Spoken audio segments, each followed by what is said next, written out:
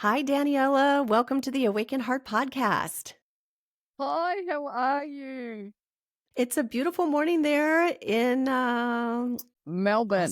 Australia. Far, far, far Yes, away. It's 7 I a.m. certainly have. there. It Bright and actually early. is. Bright and early. And I don't even start my recordings till 10 because I'm a slow morning person. And you're up looking all beautiful and refreshed at 7 in the morning. That's when I usually open my eyes. But do you have time change over there like we do? Yes, we have daylight savings in a Oh, couple I of can't weeks. Yeah, stand it. We so just had it always messes me up a little bit. So yeah, yeah. so yeah, I'm so excited about our conversation. I know we've talked about this before in this podcast throughout the years, the Akashic record reading and oracles and ascension teaching. And we're going to have such a fantastic conversation on it because what you're teaching is for leaders and soul led individuals to remember their life purpose and mission. And it's so important in our world right now because we've heard so much about how we're on. Have you heard if we're on the right timeline? I'm hearing we're on the right timeline now, unless it's just the United States because of what happened during the election. Look, I think there's a Depending on couple of what, timelines. depending on how you want to look at it, I'm on the high timeline right now. Yes, we're on the I'm high not. timeline. Yes, I'm not mad every day for 4 years. I was just so mad. Yeah, I get that.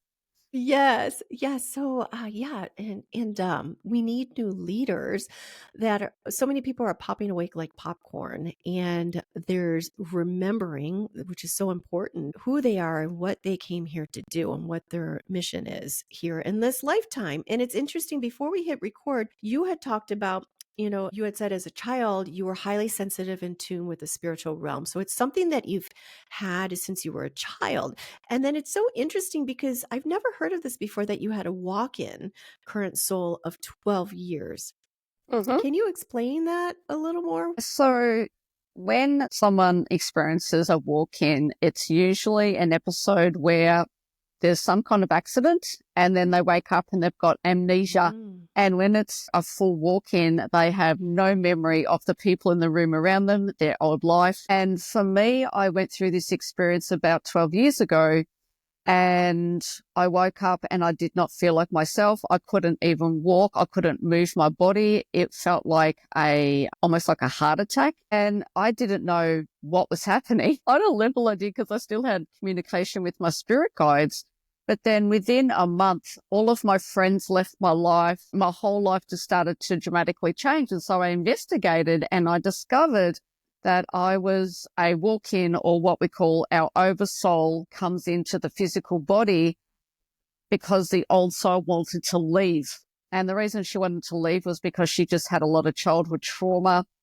She didn't want to be here anymore. And so she called me in to take over the body and her mission. Yeah, so it was quite traumatic. And what kind of, so you just woke up being this other soul. Did you remember you do remember your original soul, the child? No, I have Oh, you don't absolutely at all. Oh, you zero don't at all. memory. Yeah. So I think the first 3 years for me was integration and helping release the trauma and the stuff that was Mm. still in that physical body. So it was not a pleasant experience at all. That's what I was going to ask, the symptoms. Yeah, the symptoms were horrific. I thought I was going through multiple dark nights of the soul and that I Yeah. was literally dying.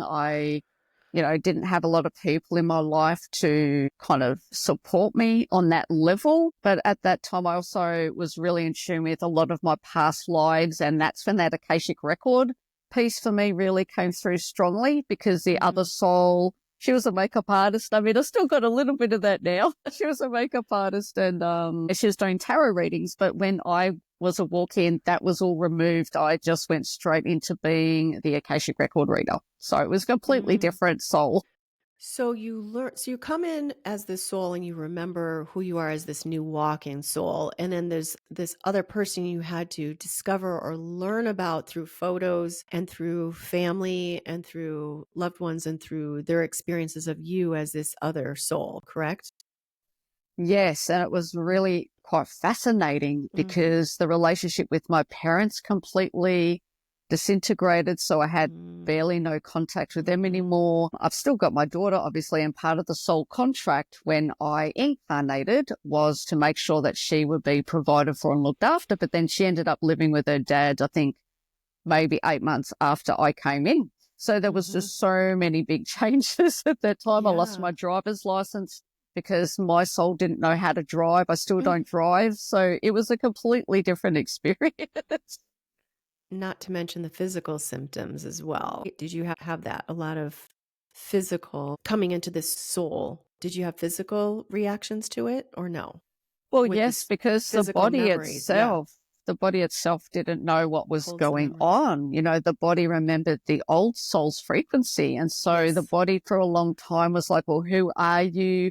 You know, what are you trying to do? Because there was a lot of transmutation and alchemization, as you can imagine, happening with my soul, who was, you know, I am an advanced soul. Like my last lifetime was the Queen of England. So, you know, I'm not a small soul coming into this physical body, while the other soul was more kind of simplistic and didn't have a lot of life experience. So it took a long time for the body to kind of come on board and go, okay, I can trust you. And all trauma, previous trauma or memories in past DNA, his lineage is held in the body. It's held in the muscles, it's held in the tissues, it's held in the water that goes through our bodies. So that is so interesting. That's the first time I've ever heard of that. I love that. And it's interesting that you said you're the Queen of England, because I flashed back to an ayahuasca journey that I had, and I see myself. I was a queen. I don't know who she is. I don't know if it's necessarily a Cleopatra, but I see her distinctly in her beautiful gold lame, like shimmering, like liquid gold, walking out regally into. It was almost like it was Incan or Mayan times or something, but it was future. It wasn't something from the past, but it was more like something that happened, like maybe in galactic times or something like that. I don't know what it was. It felt like galactic times, or even like your Atlantean lives as well, that high priestess energy. For sure. That's what it is. So we're both queens. Queen. I just listened to Joe Dispenza this morning. It was like, you are a queen. And I sent that as inspiration to another friend of mine. So we're queens. So great. Well, that was a wonderful walk learning about that, but let's backtrack a little bit. And for the people, my audience members that might be just coming into the Awaken Heart podcast and haven't heard about the Akashic Records before, for those unfamiliar, can you explain what the Akashic Records are and how they can help people unlock their fullest potential? Absolutely. From my perspective, it is the most amazing tool and experience to have, because it's literally your own personal spiritual library.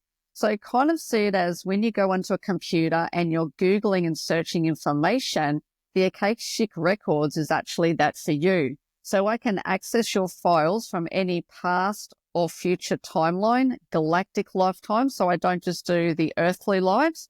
It's basically every thought, every feeling, every experience that your soul has ever had, and with the people around you. Library.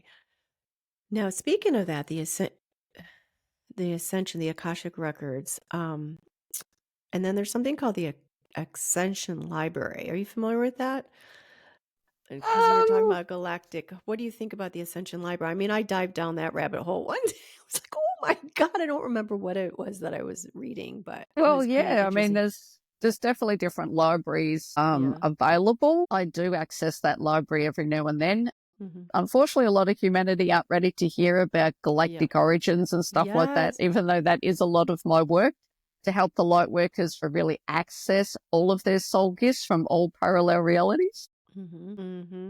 Yeah, it's hard for me to understand. I'm open to it, and it's so fascinating. Oh my gosh, I read that. I was so fascinated by it. And then I've also heard with the Galactics, we're going all over the place right now, and then I'll bring us back. Something about Sirius, how it's it's not really a good energy. Is that correct? I have somebody that whenever a Sirius comes up, she's like, oh no. Have you heard anything about that? I just have a belief system that there's, positive and negative in all in a good way. races. Yeah. So, I could look at the Orient race and sort of say, well, they've done a lot of negative things, but, we've all got shadow energy. Even God has shadow energy. So, yeah, I don't kind of look Yeah. at it like that. Like it's all about polarization, and that's how we Yes. learn. Yes, yes, yes. So, okay, now backtracking before the Akasha, before we talked about walk-ins, can you talk a little bit about your childhood and how you were highly sensitive early on and you communicated with guides and relatives in the spirit form and what that experience was like and how it led you? You kind of felt like you didn't belong. A lot of people that have these intuitive gifts are just think they're crazy and they try to hide their gifts and they think it's a curse and they try to fit in. So at a certain point, you decided to like discover more of the truth about yourself and to bring what you have been given out to the world. Can you kind of go back into your childhood and the evolution to where you are now? Sure. In short, you Yeah, could we could I spend a can lot of do time that. on this. Yeah, so the simplified version is yes, as a child, I came into a very unawakened family. I was highly sensitive and empath. I would pick up on if people didn't like me or not. So I was very much a recluse as a child, even though I had friends. There was always this I'm different to them. I don't belong here. They don't understand me. I spent a lot of time in isolation, and I had like my imaginary friend Tim, who was with me for quite a long time until I told him to leave, and then I just felt even more alone. So it wasn't until I met a psychic artist who actually drew one of my spirit guides, and she said, you just don't realize how telepathic you are and that you read minds, and you just thought everyone was like you. And I went, oh. Like until that moment, I had no awareness that people couldn't just do what I could do. So it was a bit of a shock. So that must have been fabulous to know that oh my gosh, I'm not the only one. It was more of a understanding of who I was at that time. And then I went on to let's look at Reiki and sort of delved into the rabbit hole about life. And but I had a lot of anxiety attacks at that time as well, because I was sexually abused from the age of 8, like a lot of light workers are, right? So for me, it was more understanding the anxiety, where it stemmed from, and that kind of led me to stepping into what I do now, just so I could really support humanity with their own trauma. Yeah. So how do past life fears and traumas impact our present day relationship, our finances, and our personal growth? Yeah, so everything's intertwined. So our past lives are running parallel with our current reality, which a lot of people get very confused about because they think past lives are behind us. But no, the work that I do, we're working on multidimensional levels. So you can sometimes be working on 3 different lives at once. And that's why it's important to really understand, well, where does this stem from? Like if I've got an issue with a loved one, I go into the Akashic Records and get to the core root issue. Well, this is where it began. It began in Atlantis. There was a betrayal. There was a rejection. And so that's the beauty with the Akashic Records. We can literally rewrite your script. Yeah. And when you're talking about, oh God, I've dove into quantum mechanics and quantum physics. My brain it just is so mind blowing. And to see that we're like, okay, here's our past and here's our present. And it's like right next to each other. And our future's there too. Everything's like right there. And you just like by accessing different timelines, they're all existing at the same time. And there's an infinite number, isn't there? The multiverse. Yes, the multiverse. How would you describe the multiverse, like from your perspective? To me, everything's just intertwined, like we're all at one with each other. So it's just different dimensions and realities. That's how I see it. It's like, the tree of life, if you know what that looks like, it's kind of looking at it like that. We all just live in these parallel universes. And that's why sometimes we can't hear each other, because we're literally in a different time. I've heard that when you walk out of a room and you come back in, It's happened a lot more as I get older, but you walk into another room, you forget what you went there for because you might have entered another timeline.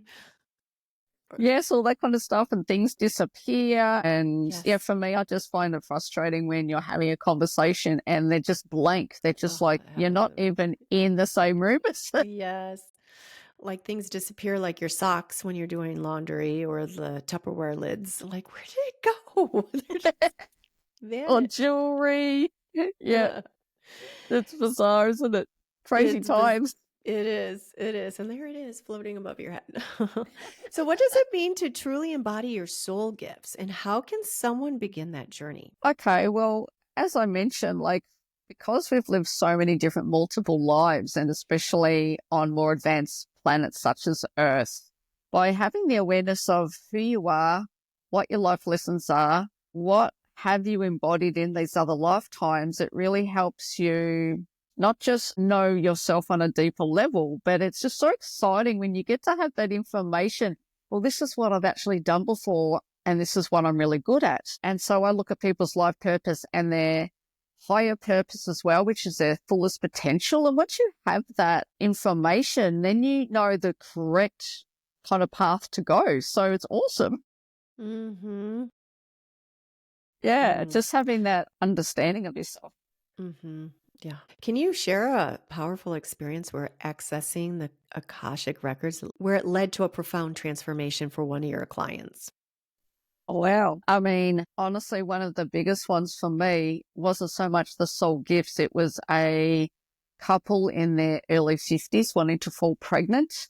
So again, it may not also be, necessarily gifts, but they knew that Ivy was meant to come to them. And I just helped them really understand what the blocks were, what had happened in past lives, why they felt that they couldn't have that child. And then, yes, Ivy is now a year and a half, and she's my biggest gift as an Akashic record reader to the world. Wow. So you accessed that and they didn't think they could get pregnant. Is that was the case? And now all of a sudden in their 50s, in their mid 50s? Yes.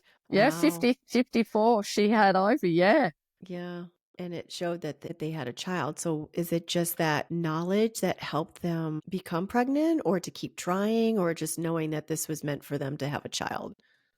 It was a number of things, but the biggest gift was when I was able to communicate with Ivy's soul. So that's obviously as a Oh. medium, something I'm very good at as well. And I Mhm. would keep saying, like, they had a miscarriage and they were about to give up. And I said, no, Ivy said, this is because it's COVID and this is just not the right timeline for me. Mhm. Just wait another year.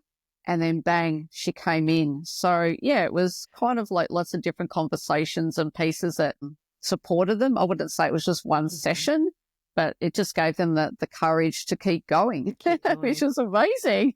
When a lot of them would give up. So that little soul, Ivy, is that her name? Yeah. Ivy. Does she communicate you with you? Does she remember you from being the soul before she was born into her body? Or do you guys have this special relationship where she remembers you and can talk to you about her other life? Not as yet. She's only 18 months now, but I was Mhm. on a phone call with them the other Oh, the day. And eyes. yeah, and her mum said, do you remember Daniela? She said, yes. And I was crying. Like I was literally in tears to know that this Mhm. beautiful soul, could remember the communication that I'd had with her previously before she was even Mhm. in the womb. So yes, she absolutely does remember me. It sounds like this would be a powerful gift to give to somebody when before their child is born, maybe when the child is in the womb to communicate with their soul. And when they're first born, because they're literally like women are the portals to other dimensions. And this being just comes out that was just closest to God or whatever you believe in, or on the other side or to other worlds. Do you ever do something where you might be in the birthing room or while someone's pregnant? Haven't actually gone to that level yet. My role has been in the fertility industry, more just giving them the support. Like if they've Mhm. just lost a child and they just want closure and they want to understand why that child didn't stay. So then that allows them to then fall pregnant again, because a lot of the time they're very scared to fall pregnant. So that's more the role that I play for Mhm. women and men as well. Like sometimes it's, there's not enough testosterone. So yeah, I can kind of tune into the body on different levels to see what's happening. Yeah, which is Mm. cool. Mm-hmm. So going back a little bit, you had mentioned struggling as a child with feeling like you didn't belong in this world. How did that shape your spiritual journey? I know it led you to question and to discover your truth. How else did it shape you? It just made me very compassionate and unconditionally loving for humanity and what they go through. So I really feel like I've come out of my childhood not as a victim or not feeling there's something wrong with me, which a lot of sensitive empaths do. I've really walked out of this experience just knowing in my whole heart that I'm here to serve humanity and to just really teach them that they aren't the programming and the trauma that they think they are. So that's a lot of my work, sort of reprogramming people to see their soul and not just focusing on this is what's happened to me. So yeah, Mhm. that's where I'm at now in life. Mm. What are some common challenges that soul-led individuals face when stepping into their purpose? Again, I really feel like it's around reaching that trust in themselves and not listening to the ego and the ego putting in that self-doubt and those negative thoughts that we tend to have as we kind of shift our vibration and we step into our purpose. Like a lot of women that come to me in particular struggle with their identity, like who they think they are. And so a lot of the work that I teach people is this is not your identity. I want you to start embodying this version, which is the soul version, which is, the version that a lot of people don't teach because we are made to believe we are our personality and our thoughts. Is that landing what I'm Yes. saying? Yes, it does. As we Yeah. identify with that. Yeah. So I like to just release them from those identities of, well, I can't do this because my parents said this or society says I can't, I can't be powerful. And yeah, I think it's really important that people really step into that power and allow themselves to be seen and not feeling I have to keep myself safe, which a lot of light workers in particular feel. They don't feel like they can be on the planet and do their life work without something happening. So that's a big issue I see. So, for those who are feeling called to assist in humanity's ascension, but are unsure of their next steps, how would you advise them to start stepping into that direction? For me, it's embodiment work. It's facing your biggest fears. It's facing your shadows. It's facing those parts of you that, as I said, in other lifetimes, we've been very stopped, haven't we, from kind of reaching our true potential. So it's finding the community. It's finding the right people that will give you that support. It's very difficult as a soul-led entrepreneur to do everything by yourself. So that's what I would really suggest to people, find that support, find the right mentor, even connect with someone like myself where we can just say, keep going, keep going. I know everything's, looks like it's like one of my clients, she has this amazing lingerie and, sometimes her company nosedives. I said, no, your higher purpose is this, like, let's keep you on track. So it's important to have those cheerleaders, I think. Hmm. It's so important. We were just talking earlier. I was just talking earlier with someone how you're the sum of all like 5 or 6 people that you surround yourself with. So choose wisely. Yes, definitely. It makes a big difference. Yes. So the Galactic ambassadors, and I know that you work with them. Can you explain what they are? I mean, this is going woo, way up there. Yes, the Galactic Wars, the Galactic Federation, the Galactic Ambassadors. What is their role and how do they support humanity's evolution?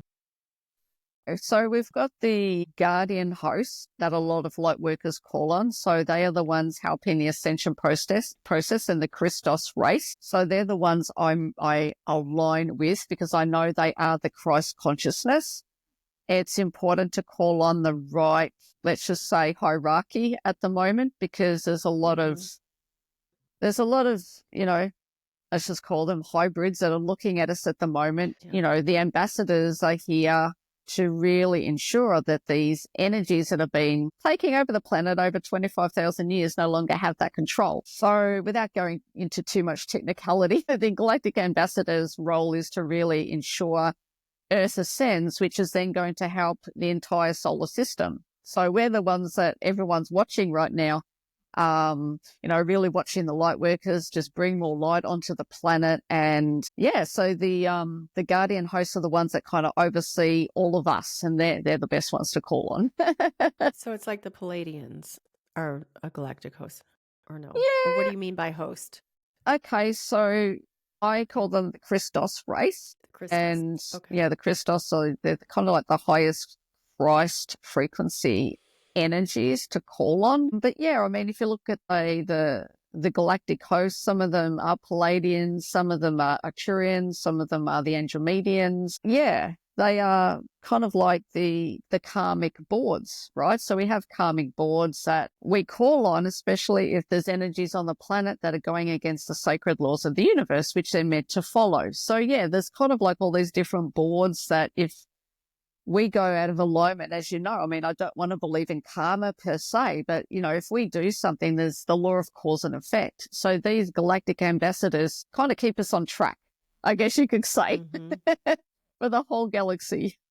And there's a lot of the darker energies that they feed off of fear. I'm hearing, the world, and they're not able to feel emotions like we do, so they feed off of our energy of chaos and fear. That's their exact role. They're very parasitic, and everything they do is designed to put us in that low state of consciousness. Yeah, and that's why the light workers, for me, need to be activated, because we're the ones that just shift us more into that, Christ consciousness. Yeah. And this is going off something I heard as well, too. It's just there's so many new light workers that are being born, starseeds and light workers that are being born or coming into this world. And so the dark entities, or whoever you want to call them, is trying to keep us from ascending as species, as a race, and to evolve. So they're trying to cut them off at the source from coming in to this world through like the medical interventions that are going out, and the abortions, or like dumbing us down as societies. Have you heard that as well? Is that something that is happening, that so many are coming into this world now? Like, well, yes, I mean, we already know what COVID was really about, was to dumb and cut off from the soul level a lot of the light workers, and it has been a real problem for us. So it's something that I really struggle internally with, just seeing how many people bought into that fear. Yes, and they still are, some of them. Yes, they still are. So that's why what the beautiful work that we are doing, we are able to help activate the angelics, the starseeds, and this is your mission. This is why you're here. That's the biggest role that I have on the planet right now, to really work with the starseeds as well. And this is why banding together and creating these new systems, such as the schooling system, and bringing the naturopaths and the healers back on board. This is these entities' biggest fear, that the more people awaken, that they won't have that control and power over us. Yeah. I've had somebody else that was an Akashic reader. She had said that she did a reading on someone, or she did some work on this person, and their soul was like completely disconnected. Like she said, it was the scariest thing, that she went in there and just the soul, it was cut off. She's like, it's like there was nothing there. Yeah. Yeah.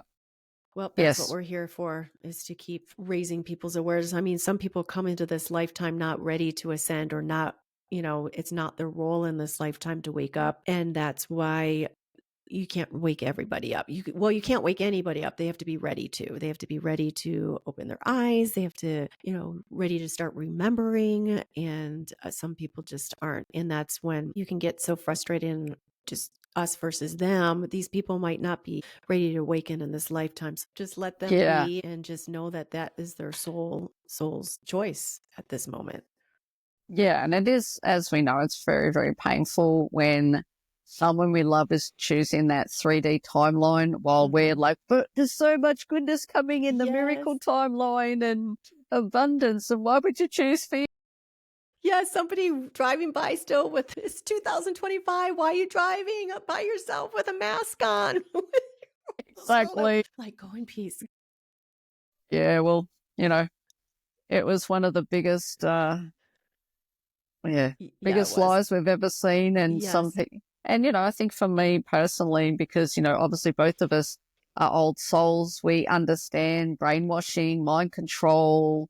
Like I didn't buy into it at all this life because I was just so programmed to not be hypnotized. No one can hypnotize me because I just will not allow mind control to come into my energy field. So, but not everyone's able to do that. Most of humanity gets brainwashed very easily. Yeah, it's mass psychosis. Mass psychosis. I think it was 75% of the world, and it was a test, and they saw how far they could go, and they went pretty far. But what a time, boy! Just the censorship, still getting censored, but censorship, like upside down clown world, like what?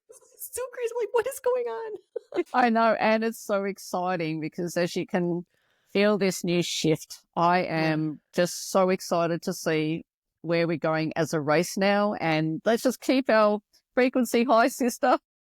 Yes. And to all your listeners as well. Like that's what we need to do. It's laughing, having joy, not focusing on the doom and the gloom anymore. It's like, yeah, okay, it's going on, but live your best life. Yeah, that's all you can do. That's all you can do and inspire others. So let's go into your love and twin flames and soul connection. I love this subject about a twin flame. A lot of people don't really understand what a twin flame is. And well, first of all, maybe explain what a twin flame is and the misconception around that, because you're hearing, oh, he's my twin flame. We have to chase him. He's a runner.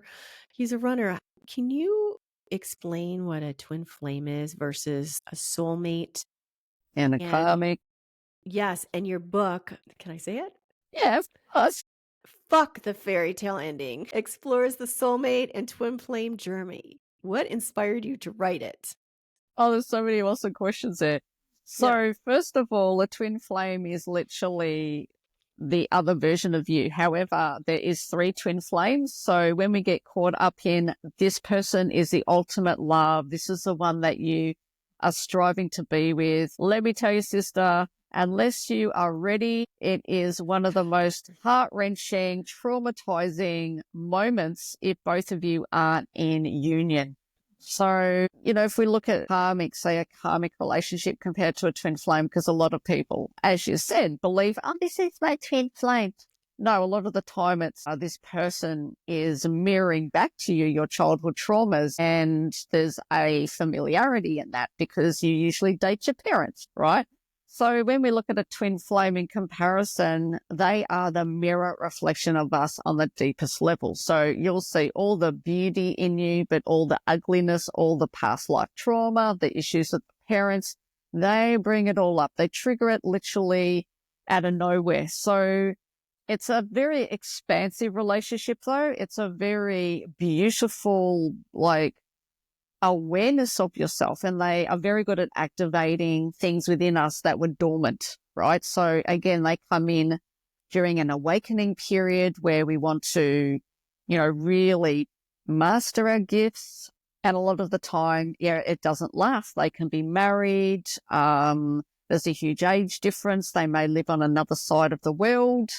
More and more of the light workers and the starseeds in particular are calling in their twin flame for that purpose. So when you come in together in union, a lot of the time it is for mission work.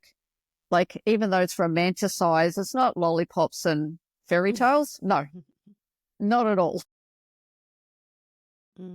So I discovered, so the reason I wrote the book was because I had a lot of people coming to me and they're like, why am I attracted to this person? I'm married, or, they're in a relationship. And that's when I was really delving into my own past life relationships. And I went overseas and I met my twin flame and a soulmate at the same, within the same year. And bang, that was the book.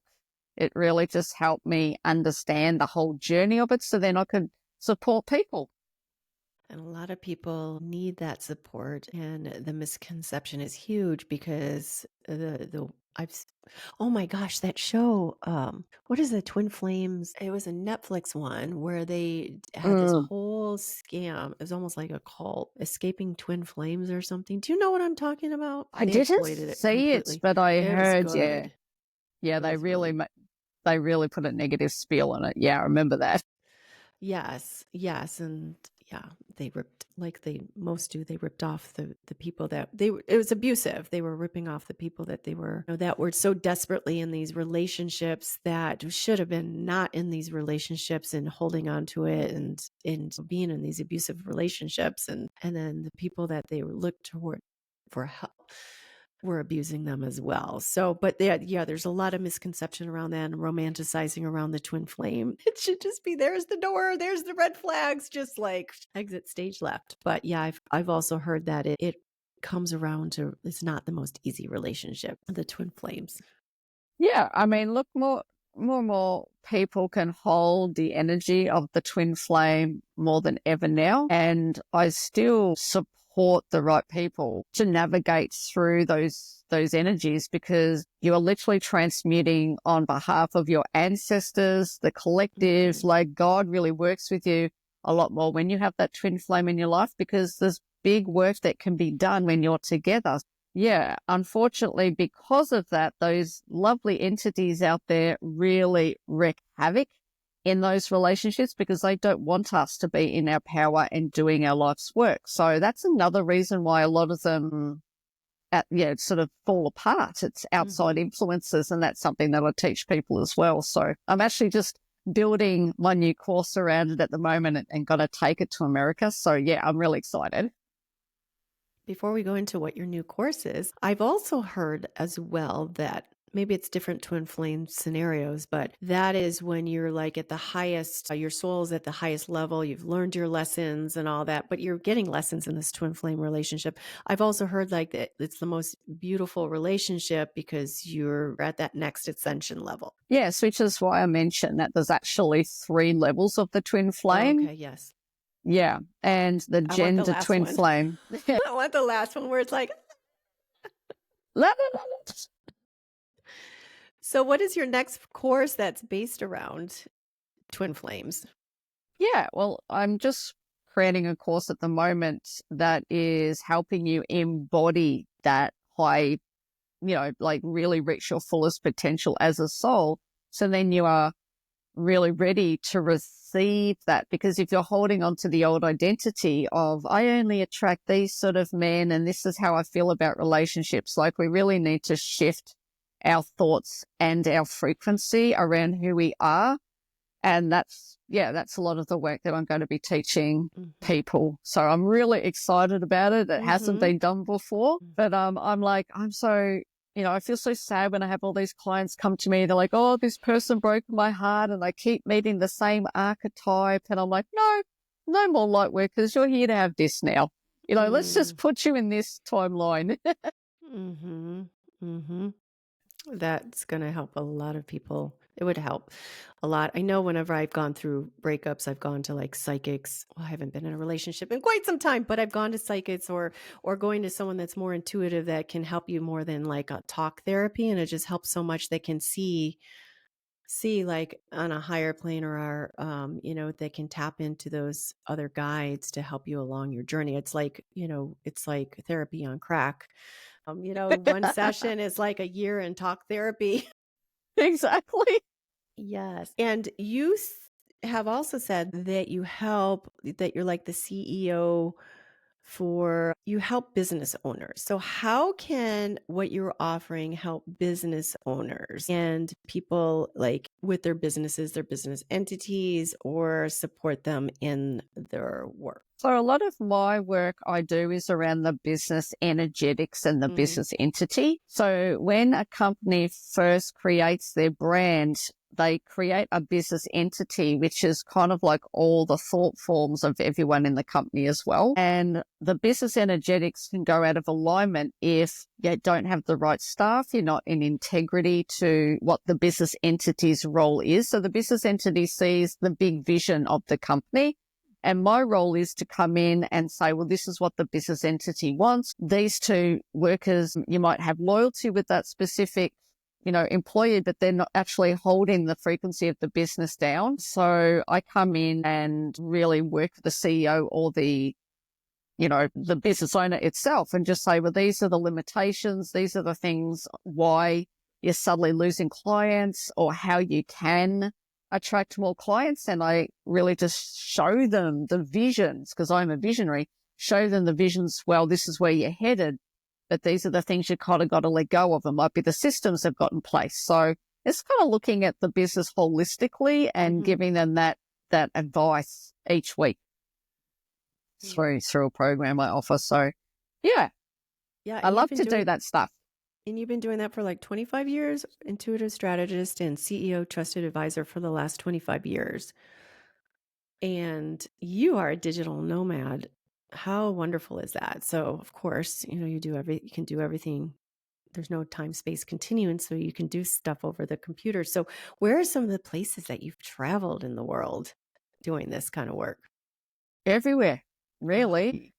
Mainly go to Dubai, to Singapore. Last year I went to all the Asian countries. So I sat in Vietnam and Thailand. I love to go to the UK. So that's my spiritual home. So I've gone there maybe 8 times. Turkey. I've been to San Francisco before COVID hit. So I had to come home. So wherever my energy just goes, I need to be here. Not a place to be in San Francisco over the pandemic. Not a place to be in Australia. Not a place to be in a lot of places over the pandemic. Not good to be at all. No. But I think that's wonderful. How long do you stay in each place usually? I mean, it probably changes in each place, but do you stay a month, 2 months, 6 months? I mean, it just depends on the visa.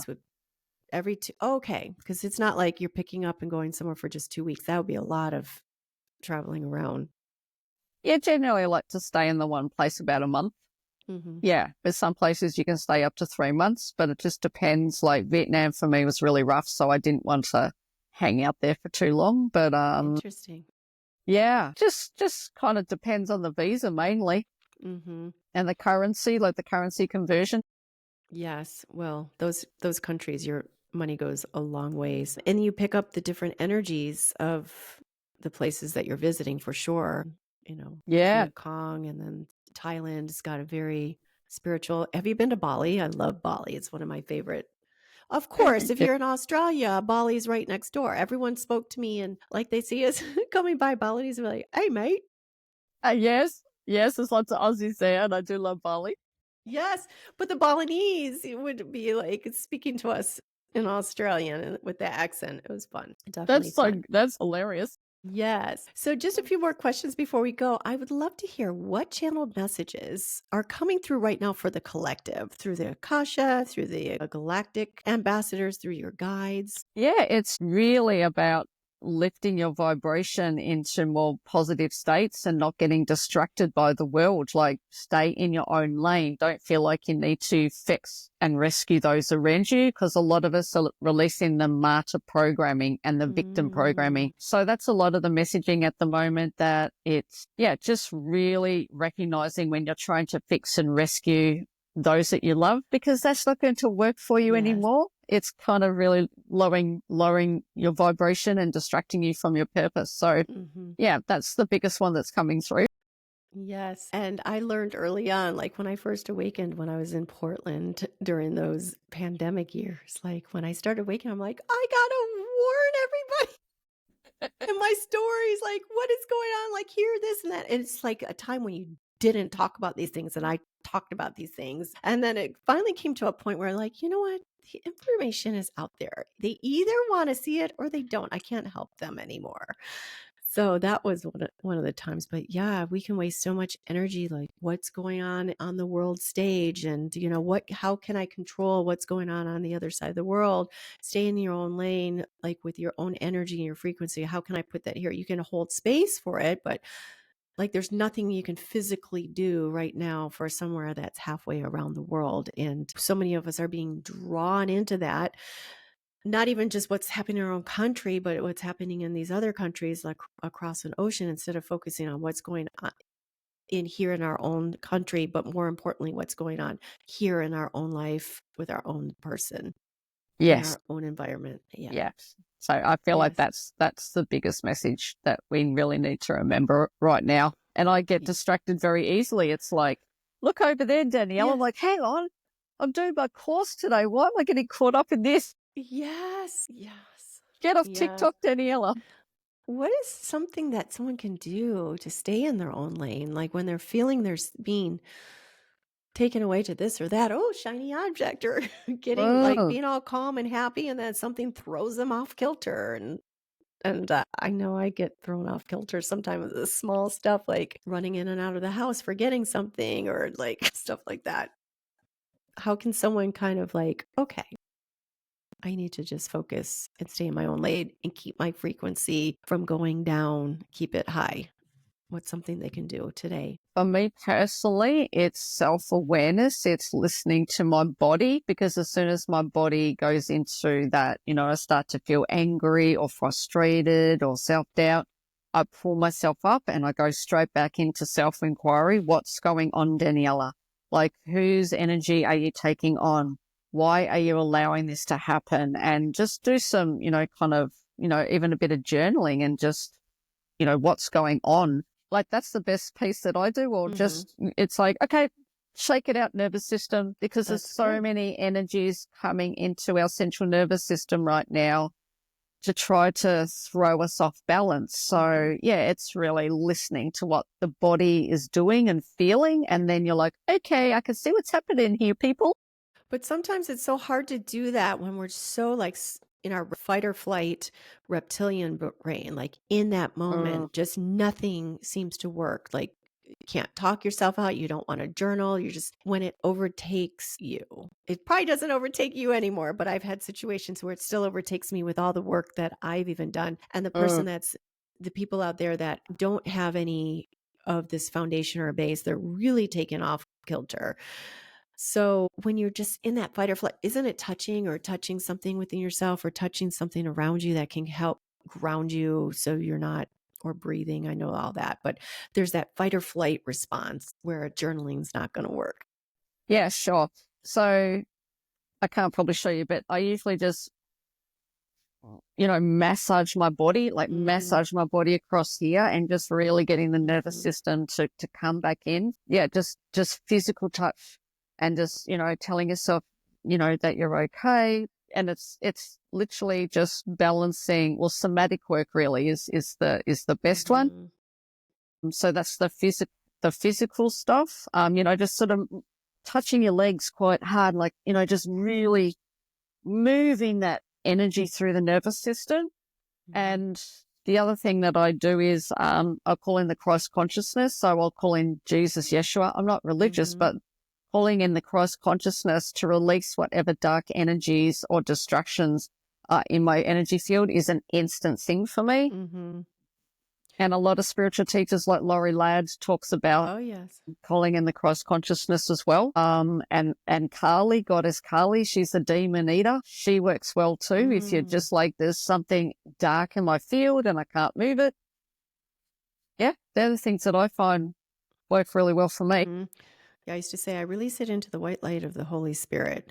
I release this in the white light of the Holy Spirit. And Kali, she can just take it, eat it, and burn it up. Interesting. Hello. It's fire energy. Wonderful.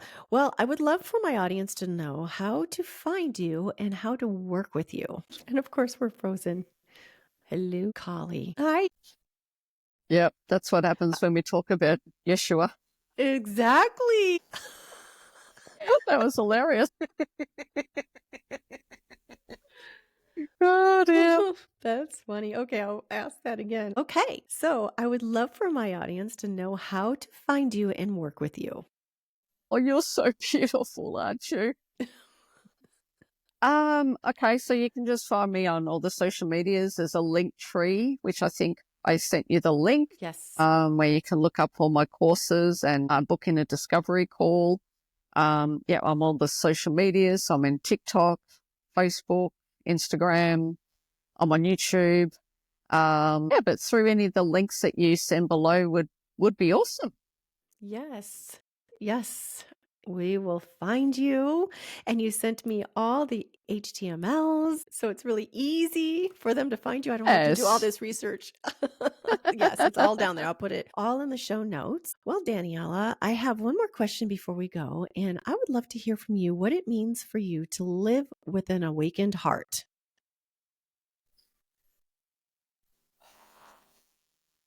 I just feel alive and I've got that awakened heart. I feel I'm on purpose. I'm supporting humanity. I just see my life so expansive. It's a gift. It's just a gift to be awakened and Mm-hmm. to be heart centered and to support humanity, even if they're having a bad day. Like you're in your heart and Mm-hmm. you know that just one word can help them. That's how I Yes. feel. Beautiful. Beautiful. I just heard your dog just as we were wrapping up. What kind of dog do you Yes. have? That's my best friend's dog. She's a Oh, Staffy okay. actually. Oh, darling. I'm lucky I didn't get interrupted. I've got my door closed and my two kittens. So, but well, it's been Gorgeous. wonderful. Thank you so much for coming on. You have a beautiful day. It is, what is today here? Wednesday, Thursday. You're in Thursday morning, right? Mhm. 8 o'clock Wonderful. now. Yep. 8 o'clock, your whole day in front of you, and my day is ending. So, thank you for coming on the Awaken Heart podcast. Thank you so much, beautiful, for your time, and Thank you. we'll speak soon. Okay. Bye.